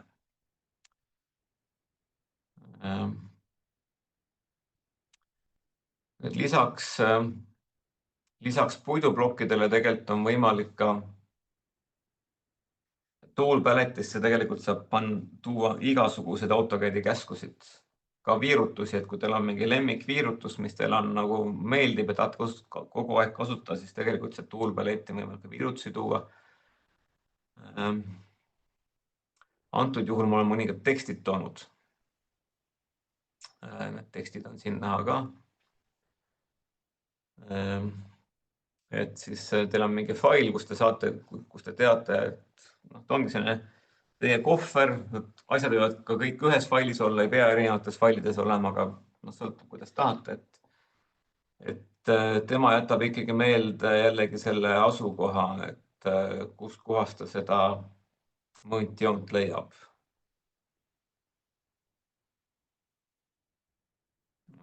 Praegu isegi ei näita. See vist on ikkagi, no ühesõnaga sinna, antud juhul pole tegemist blokiga, antud juhul tegemist on käsuga, siis tegelikult ta panebki kihid, joonestiilid, kõik muud asjad saab tegelikult paika panna, et kui te tahate, et teil kogu aeg oleks mõõdud sama kihi peal, sama stiiliga ja nii edasi, et kuidas see siis käib.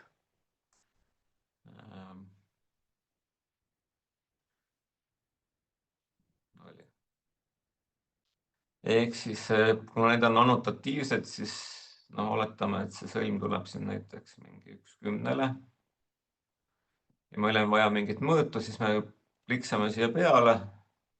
Ja siis me nüüd saame tõenäoliselt ühe punkti ja teise punkti. Päris nii ei tundu, nagu ma tahtsin.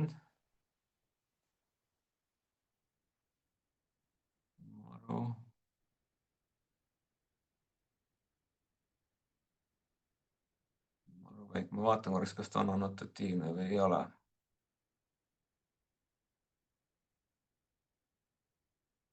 Et mõõdud võiks ikkagi korrektselt õige suurusega tulla. Ta ei ole mingil põhjusel mul annotatiivne. Mis see põhjus on, ma hetkel isegi ei tea, ma enne proovisin, siis isegi tegelikult proovime korraks. Kopin ta sinna mõõtude.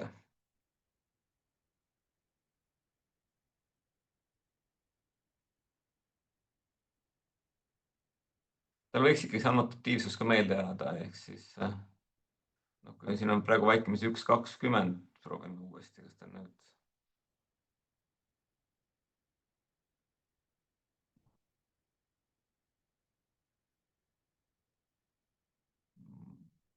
Saanud kõige paremini täpselt kinni, aga ehk siis võiks see asi tegelikult nende annotatiivsete mõõtudega ka toimida,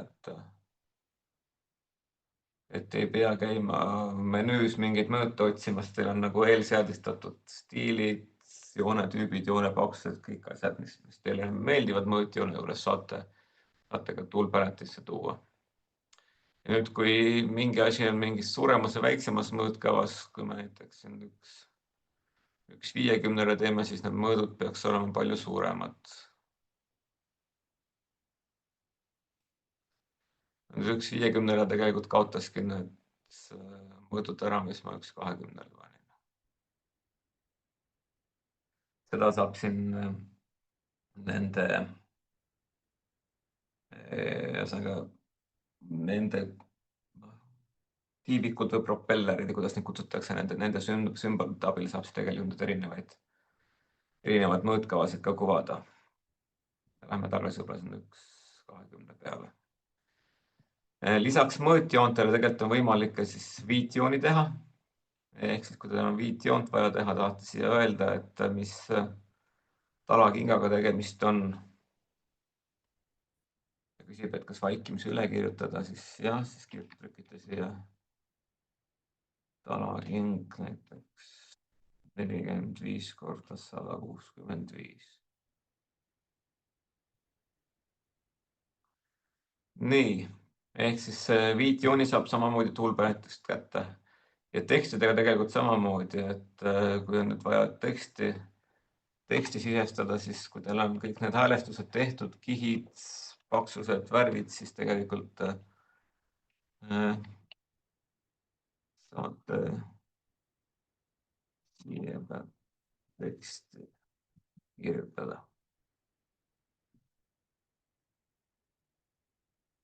Et võimalik, move, copy, rotate, see on vajalik, aga tegelikult ka tekstid ja muud asjad on võimalik teil sõnaga vaikimisi see tool paletti panna, et saate neid asju ka tegelikult suhteliselt lihtsasti kasutada.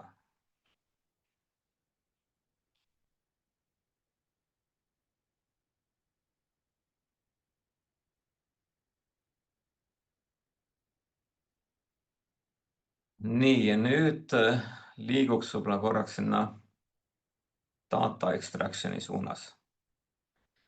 Enne võib-olla, kui data extraction'it teeme, võime siin data extraction'i failis ka tegelikult näidata mõningaid asju, et siin on üks maja, millel on siis tegelikult selline puitkarkass elemendid. See koosneb siis iseenesest, ütleme siis, mitte koha pealt oksitav, aga võib-olla sellisest 4 paneelist. Need langevad diagonaalid näitavad siis neid paneele, siis punktiirjoonega võib-olla siis on pigem selline plaadistus. Plaadistus on ka tegelikult täitsa vist mingi R-iga tehtud, ma arvan. Ja kui teil see karkass on paika pandud, siis on siis võimalik see data extraction'iga tegelikult see asi võimalik kokku lugeda. Millega siin tegemist on? Siin on jällegi tegemist siis ühe sellise dünaamilise plokiga, kus te saate nüüd, see plokk vist automaatselt seda pikkust pool. Ühesõnaga, kui need mõõdud on paika pandud, siis tuleb ikkagi drag and all teha ja on võimalik neid mõõdud nähtavale tuua. Et ta arvutab õiged mõõdud. Kuidas seda plokki teha? Meil vist natukene aega on, ma näitan ühe võib-olla sellise lihtsa näite, selline väike sissejuhatus dünaamilistesse plokkidesse. Ma teen ühe ristkülliku, ma neid mõõtusid asjasid ei hakka siia peale panema, aga ütleme, teeme ühe Russi näiteks 1000 ja teistpidi teeme siis 45. Meil on üks element ja me tahaksime seda elementi siis, me saaksime seda elementi ka, tegemist on praegu joontega, ei ole tegemist plokiga, me saaksime siit keskpunktist ka kinni võttes seda elementi nagu venitada, kui me tahame ikkagi teda nagu venitama panna, siis me peame tegema ploki. Siin on variant siis insert ja siin inserti alt on create block.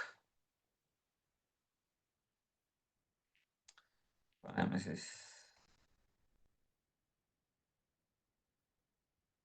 proovi Russ. Plokid tahavad baaspunkti saada.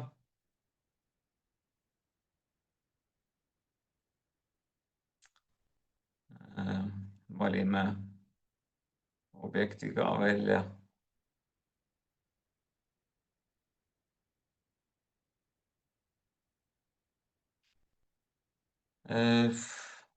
Noh, siia võib kohe panna ka opening block editor, aga ühesõnaga teeme okei ära, siis tegelikult sellest kujundist sai nüüd tavaline plokk, selline neljakandiline plokk, mis praegu ei ole kuidagi nagu liigutatav, et tal on see baaspunkt olemas ja midagi muud ei ole.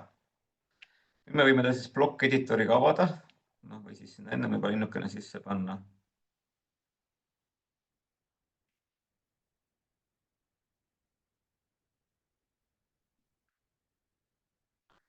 Kui me block editori teeme, siis meil nüüd siia üles tuleb hoopis teistsugune menüü. Ja siis me nüüd peame talle, siin on sellised asjad nagu parameetrid ja action'id, siin on palju asju, ehk siis meil parameeter tegelikult on selline lineaar. Ehk siis me näitame siia ühe siis selle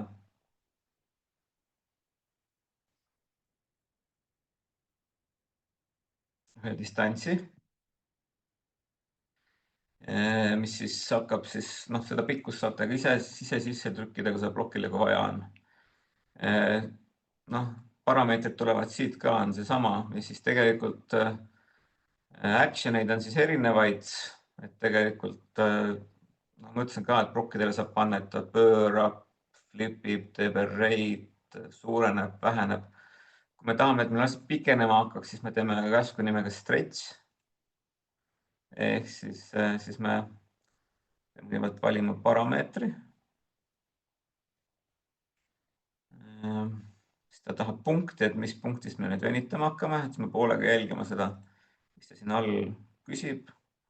Siis me peame ära näitama ühe akna, et see asi hakkab siis venima ja siis me nüüd näitame nüüd selle stretchimiskoha ka välja. Nii, ja nüüd meil peaks, siia tekib selline sümbol ka, stretch sümbol, ehk me saame seda brussi venitada. Nüüd me saame selle ploki salvestada. Sulgeme block editori. Ja nüüd meil tekkis siis siia nüüd see noolekene. Ehk siis, kui me tahame nüüd seda brussi venitada, me saame seda brussi venitada ja siin peal tegelikult on see pikkus ka näha teil.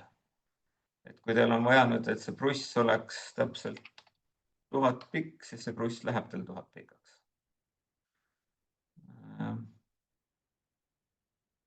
Tunne, et siin see annotation meil ei toimi, aga iseenesest võime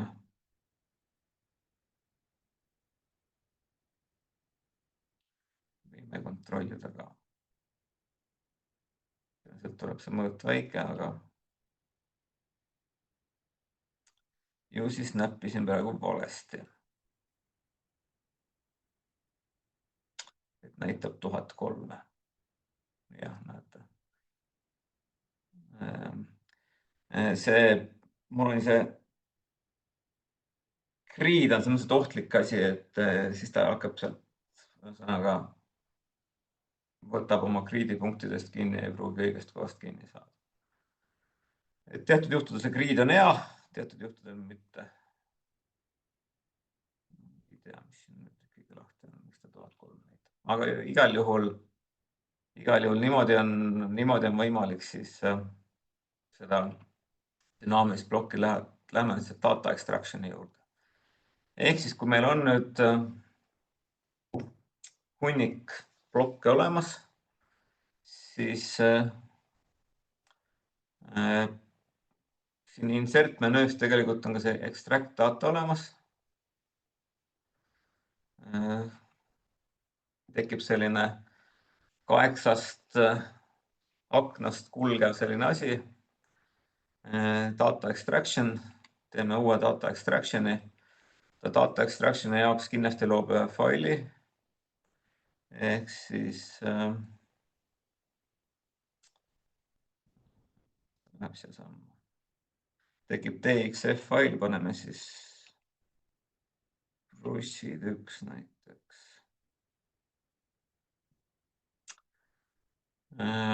Siis saab valida, et kas me võtame ühesõnaga me saame valida kogu joonisest, aga tegelikult me saame välja valida, et loe kokku ainult need elemendid. Praegu üks element jäi välja, aga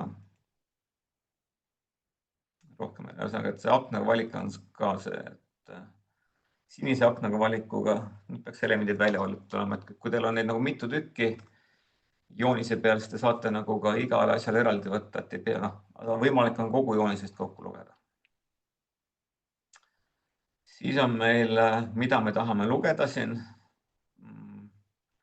Olujooned meid ei huvita.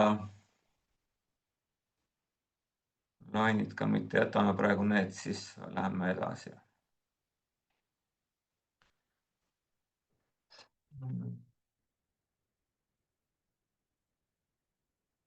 Ma jätaks siis sellist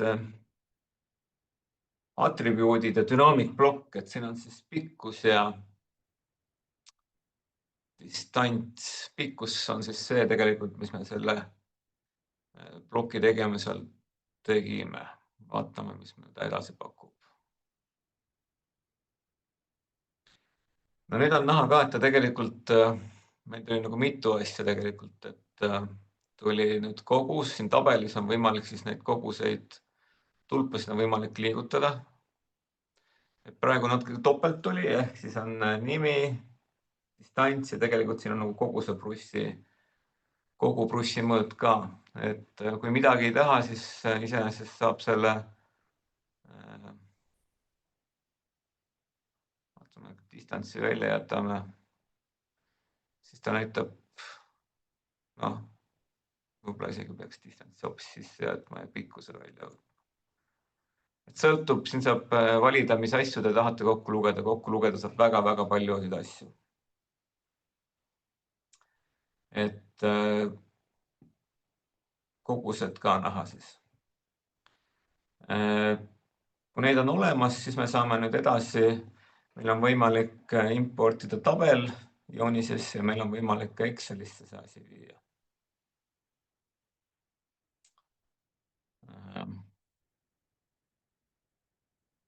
Tabeleid saab ka tegelikult eelhäälestada, et siin mul meenust tabelit eelhäälestatud väga ei ole. Vaatame, mis siit tuleb. Tõenäoliselt see tabel tuleb natukene väike, aga saame kohe suuremaks ka teha.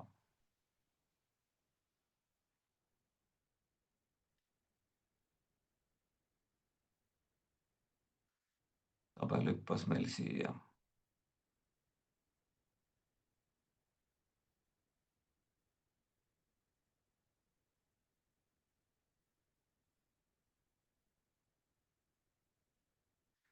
Kui joonis on mõõtkas 1/100, siis tegelikult jah, seda tabelit saab ka siin, kõiki neid päiseid saab siin arutada ja siia üles saab ka trükkida, peaks saama. Lõpp. Puidu kogus.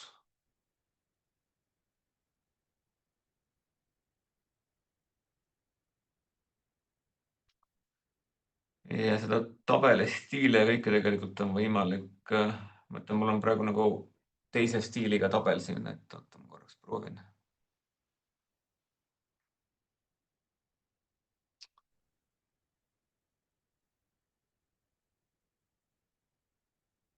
Kõik neid päiseid kõike saab siin muuta.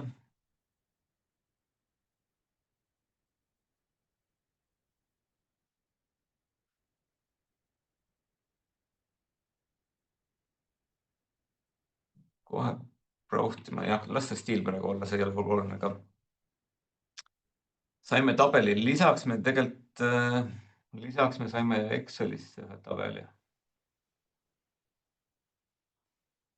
Vist oli My Documentside all. Läks.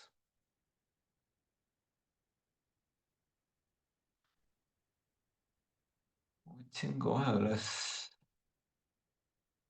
Data extraction'il tegelikult ei näha ka, oleks nüüd asukohta valida.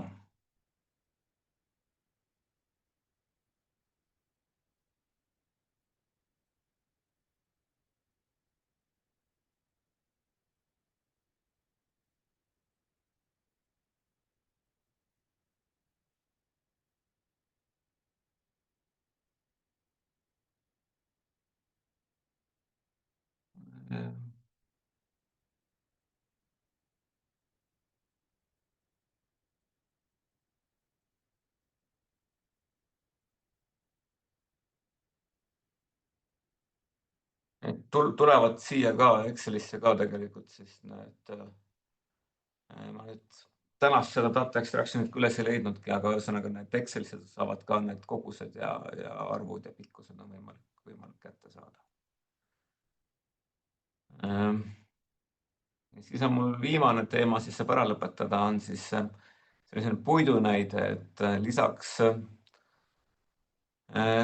mis siis torustikega teha saab, et torustikega on niimoodi, et ka tegelikult ka näiteks kanalisatsioonitorustikud saavad olla teil plokid, teil saavad olla erinevad torud, kus te saate neid kanalisatsioonitorude mõõtusid pikendada, lühendada.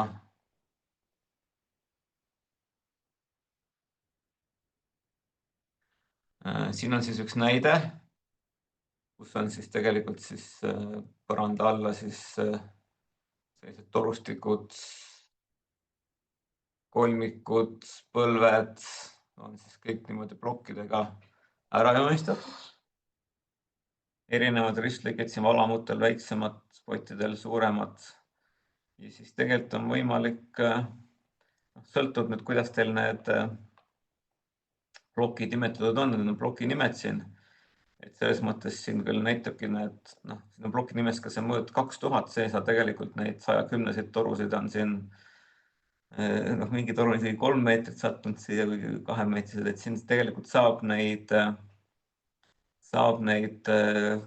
ise peab siis vaatama, et kas te ostate siis 2-meetriseid toruseid, väiksemaid lõikeid, natuke peab siin selekteerima, iseenesest ta loeb neil erinevad pikkused kokku, et palju teil erinevaid juppe siin on. Et selline natukene legodega mängimine, et need plokid siia niimoodi üksteise sisse saada, kuigi plokkidel tegelikult on see kinni haaramine ongi niimoodi tehtud, et ta haarab sealt kinni, kus teine lõpeb. Nii, ma arvan, et minu poolt selline ülevaade plokkidest ja toolbarantist on nüüd ühel pool. Annan sõna tagasi Evale, äkki võib-olla küsimusi. Ja super, aitäh Villu sulle väga põneva ettekande ja teemade eest, mis siin käsitletud said, et minu arust siit võib päris palju väärtuslikke nippe, kes selles valdkonnas tegutsemus on AutoCAD-iga. Siin vahepeal oli üks küsimus, me selle juba lahendasime nii-öelda ära, oli lihtsalt küsimus, kuidas Seiva ees aken oli kaduma läinud, nii et selle me leidsime siis juba tarkvara seest ülesse. Hetkel ma rohkem küsimusi ei näe. Kui keegi veel viimasel hetkel tahaks küsida, siis praegu on see hetk veel, et saaks otse siis minu või Villu käest infot AutoCAD tarkvaradest või mõne funktsiooni või mille iganes asja kohta, mis teile huvi pakkumas on. Et loomulikult võib meiega ka hiljem ühendust võtta, et minu kontaktid on siis eva.lompet@arukad.ee ja saab nii-öelda küsida. Või kui soovite koolituste kohta infot, siis samamoodi seda võib e-mailile saata. Minu teada me teeme isegi tegelikult selliseid personaalkoolitusi ka, et kui ettevõttel on mingi konkreetne huvi, et mul on selline probleem, siis tegelikult on võimalik ka sellised probleemipõhiseid meeskonnakoolitusi teha, et ei ole siin hästi üldine, aga lihtsalt kui kirjeldate probleemi ära, siis me võime tulla ja aidata ja seletada, kui vaja on. Jah, täpselt, et tihtipeale ei pruugigi olla see baaskoolitus nii praktiline, kuna seal käsitletakse paljusid teemasid, mis võib-olla ei ole nii relevantsed, on ju. Et see individuaalkoolitus või meeskonnakoolitus on kõige praktilisem ja kõige efektiivsem ka tegelikult. Seda annab kõige paremini läbi planeerida ja need teemad nagu ritta seada. Et kindlasti, kui kellelgi mingisugune huvi tekkinud on, siis võib ühendust võtta. Aga kuna hetkel tundub, et küsimusi ei ole, siis võtame tänase veebiseminari AutoCAD-i tarkvara teemadel kokku.